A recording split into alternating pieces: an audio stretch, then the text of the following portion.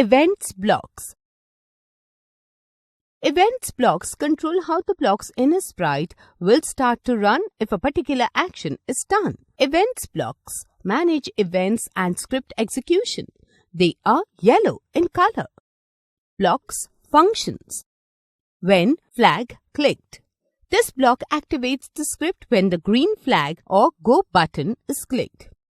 When key pressed. This block activates the script when the chosen key is pressed.